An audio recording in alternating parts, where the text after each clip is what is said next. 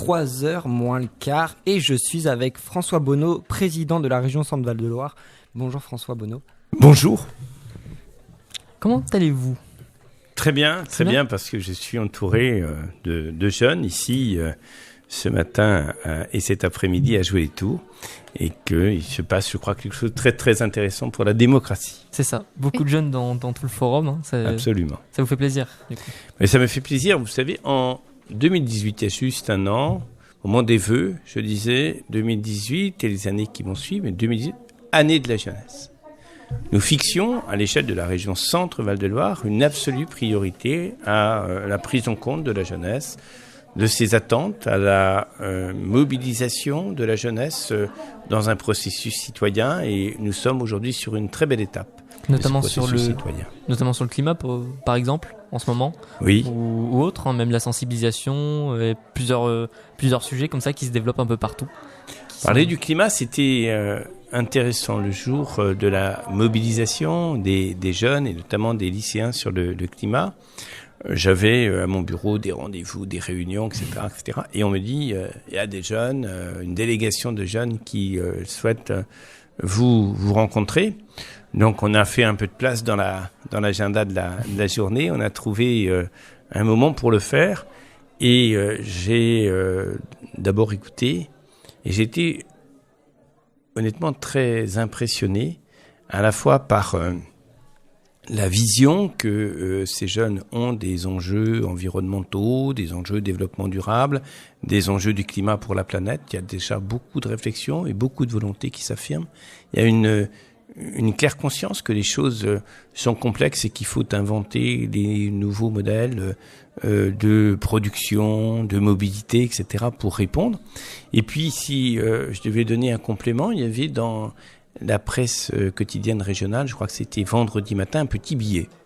Un petit billet, c'était dans la République du Centre pour le Loiret. Et ce petit billet disait que plus d'1 millier de signataires, de jeunes, qui étaient plutôt sur des études amenant ces jeunes à exercer des responsabilités importantes sur le plan public, sur le plan de la recherche, etc., etc.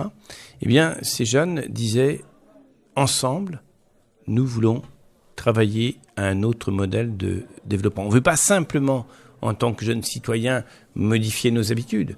On veut travailler à l'élaboration de nouvelles modalités. Donc, sur l'aspect de la citoyenneté écologique, je crois que le temps, il n'est pas celui où on va écouter, dire aux jeunes, dites un mot, etc.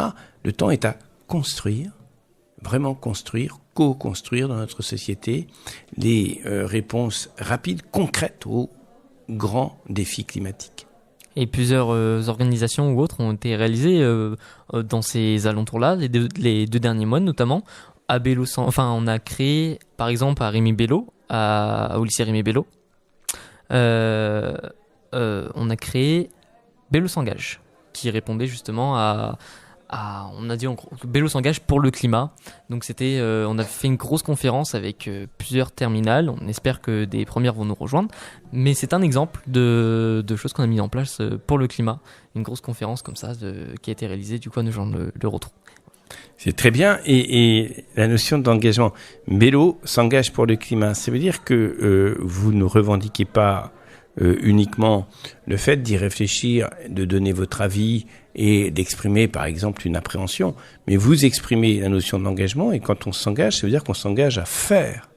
On prend ses responsabilités. Vous savez, là, on est en train de lancer une COP régionale sur le climat avec tous ceux qui voudront bien y participer. Par exemple, les professionnels, par exemple, les jeunes, par exemple, etc., etc. Et ce que nous voulons permettre, c'est pas une réflexion sûre, c'est vraiment une convergence des volontés pour agir. C'est un programme d'action dans lequel chacun va prendre sa place. Donc Bello s'engage, c'est de l'engagement, c'est concret, c'est de l'action, et je crois que c'est comme ça qu'il faut prendre les choses. D'accord, merci. Et selon vous, pourquoi la région, elle va donner la priorité aux jeunes ? Pourquoi vous voulez donner la priorité aux jeunes ? Parce qu'il n'appartient pas aux adultes de dire même s'ils ont une grande attention, une grande perméabilité à ce que les jeunes peuvent dire ou attendre, il n'appartient pas à des adultes de dire à la place d'eux. Je crois que si nous disons ensemble, ce sont les jeunes eux-mêmes et leurs représentants. Ensemble, ce sont les élus qui ont au niveau local, municipal, départemental, régional, à porter de l'action publique. Si on définit ensemble avec les jeunes les priorités, alors on peut attendre que les jeunes soient, comme je l'indiquais, mobilisés dans l'action. Si on est dans la verticalité, on décide pour eux, et puis on leur demande d'appliquer, il ne se passera rien. Parce que les jeunes peuvent être moteurs. Les jeunes sont très sensibles, je l'expliquais, je ressens comme ça, très sensibles au dérèglement climatique, très sensibles au fait que nous soyons sur un modèle qui, à bien des égards, est un modèle qui se termine. Prenons celui de l'aménagement du territoire. On a, sur les dernières décennies, toujours plus de concentration avec des métropoles toujours plus grandes. Et on voit dans ces métropoles qu'il y a toujours plus des problèmes de qualité de l'air, toujours plus des problèmes de déplacement. Eh bien, à ce modèle de l'hyperconcentration qu'on a connu correspond le modèle, de l'autre côté, de l'hyperdésertification. C'est dans la même période qu'on voit des territoires qui sont des territoires fabuleux pour la qualité de vie, prometteurs pour la production de ce dont les gens ont besoin pour se nourrir, etc., etc.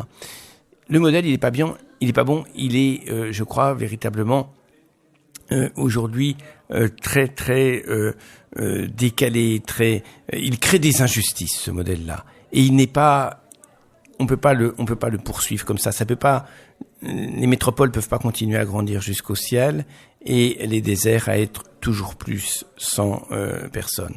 Donc il faut rééquilibrer les choses, et ça c'est la vie des jeunes d'aujourd'hui, dans 5 ans, dans 10 ans, dans 15 ans. Donc il faut définir avec eux, pas de décision verticale qui tombe, mais un travail pour élaborer des solutions ensemble, parce que à ce moment-là, ce sera ensemble que nous relèverons les manches pour relever les défis. Parfait, merci. Et au niveau de l'engagement des jeunes, par exemple dans divers projets, vous en pensez quoi ? Pour vous, c'est vraiment ce qui va définir le futur, avec en même temps le dialogue avec les autres, c'est ça ? Oui, et puis faut tenir compte quand on dit on va chercher l'engagement des jeunes. Il y a des jeunes, comme chez les adultes d'ailleurs, qui sont désireux et en situation de produire un engagement durable.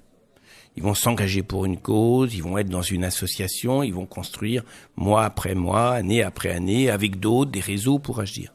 Et vous avez dans cette vie d'aujourd'hui des engagements qui sont plus temporaires, qui sont plus limités dans le temps. Eh bien, il faut l'entendre. Il faut reconnaître que des jeunes ont envie à un certain moment de s'engager sur un sujet, à un autre moment de s'engager sur un autre. Il faut donc une grande diversité des modalités d'engagement. Il faut que on puisse, par plein de moyens, par plein d'actions, avec beaucoup d'occasions, aller vers vous et puis vous dire sur tel ou tel sujet, prenons ensemble les responsabilités. Et par quel genre d'action vous voulez que les jeunes prennent des responsabilités ? Donner un exemple. Vous êtes lycéen. Je suis favorable à ce que nous élaborions avec les lycéens qui seront volontaires, lycée par lycée, des plans de déplacement des lycéens, des plans de déplacement des jeunes. Parce que finalement, vous avez vos habitudes, vos relations avec d'autres. Quand on parlait d'autopartage il y a 10 ans ou 15 ans, on avait l'impression qu'on portait atteinte à la liberté individuelle. Heureusement, vous avez dépassé ça et vous êtes capable de faire des propositions. Quand on dit plan de déplacement lycéen, ça va allier des modes de circulation douce dans lesquels vous serez partie prenante et vous demanderez aux collectivités à élaborer des itinéraires sécurisés pour le faire, et vous demanderez ici et là plus de transport collectif, et ce sera aux collectivités de répondre. Donc ça, c'est un exemple où vous pouvez exprimer à la fois des attentes et des propositions pour organiser ces circulations qui seront moins productrices de gaz à effet de serre, parce que ça, c'est un élément fondamental du réchauffement climatique. D'accord. Et si je reprends l'exemple de la région finance aussi les lycées. Et du coup, par exemple, au lycée Rémi Bello, nous avons Radio 2B, la radio interne au lycée, et qui a été du coup pas mal financé par la région. Est-ce que ce genre de projet vous intéresse ? Est-ce que ce genre de projet pour vous fait qu'il y a un engagement enfin, qui permet l'engagement justement et le partage. L'investissement des jeunes. Voilà, l'investissement des jeunes. Merci Maureen. Si des enseignants, des CPE, des éducateurs viennent vers vous et vous parlent de la déontologie dans l'information, vous allez écouter, vous allez être passionné. Est-ce que vous allez être armé véritablement, vous, en tant que jeune citoyen, pour mettre en œuvre un comportement qui permette la pluralité des informations, qui permettent d'aller chercher des femmes et des hommes, des jeunes qui font partie des invisibles, ceux qu'on ne voit pas, qui on donne jamais la parole, etc. Non. Si au contraire, on fait radio-lycée, si au contraire, on organise là où vous êtes, les conditions de votre implication, si on vous rend acteur, à ce moment-là, vous allez acquérir les comportements citoyens. À ce moment-là, vous allez, autant que vous souhaitez, faire grandir vos compétences et vos talents, vous allez avancer sur le chemin vers la citoyenneté. Donc, bravo pour ce que vous faites en termes de radio. Bravo à tous ces jeunes qui se mobilisent aujourd'hui dans des réseaux associatifs pour avancer et pour être vraiment dans la construction, dans l'action et dans la construction. Merci à la région de nous permettre cela. Et merci à vous d'être venus ici. Et d'avoir répondu à nos questions. Merci. Merci beaucoup. Merci, bon après-midi. Merci François Bonneau, président de la région Centre-Val de Loire. Merci à vous de nous écouter sur yeps.fr. On peut nous écouter jusqu'à 17h. C'est ça. Et je rappelle aussi ce que c'est Yeps. Est-ce que tu veux, Emeric, qu'on rappelle ce que c'est Yeps ? Allons-y. Eh bien, Yeps, c'est une petite application qu'on va pouvoir télécharger sur tous les téléphones portables d'aujourd'hui qui sont sortis. Et grâce à cette application, eh bien, on va être géolocalisé et on va avoir tous les bons plans autour de chez nous. D'accord, ça c'est parfait.